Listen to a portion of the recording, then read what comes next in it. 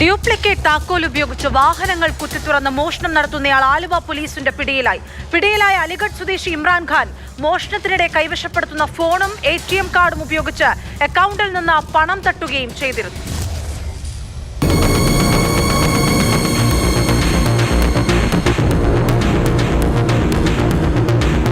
March 14-ന് ആലുവയിൽ പരീക്ഷ എഴുതാനെത്തിയ തൃശൂർ സ്വദേശിയായ യുവാവിന്റെ വാഹനം കുത്തിത്തുറന്ന് ഇമ്രാൻഖാൻ പേഴ്സും ഫോണും മോഷ്ടിച്ചിരുന്നു.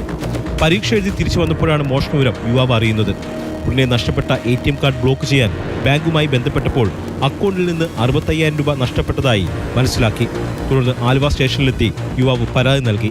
ഇതിന്റെ അടിസ്ഥാനത്തിൽ നടത്തിയ അന്വേഷണത്തിലാണ് ഹൈടെക് മോഷ്ടാവായ ഇമ്രാൻഖാൻ പിടിയിലാകുന്നത്. ഡ്യൂപ്ലിക്കേറ്റ് താക്കോൽ ഉപയോഗിച്ചാണ് യുവാവിന്റെ സ്കൂട്ടറിലെ അറ തുറന്നത്. അതിനുശേഷം ഫോൺ കൈക്കലാക്കിയ പ്രതി സിം കാർഡ് ഊരിമാറ്റി. തുടർന്ന് ആ സിം മറ്റൊരു ഫോണിൽ ഇട്ട ശേഷം ATM കാർഡിന്റെ പിൻ നമ്പർ ആദ്യം മാറ്റി.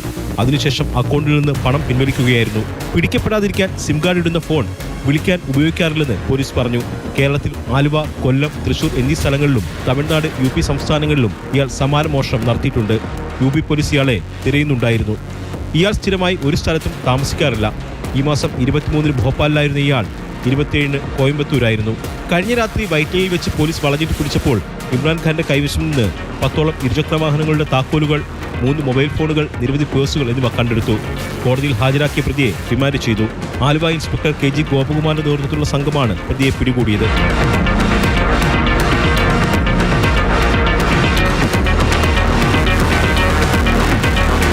മാതൃഭൂമി ന്യൂസ്, കൊച്ചി.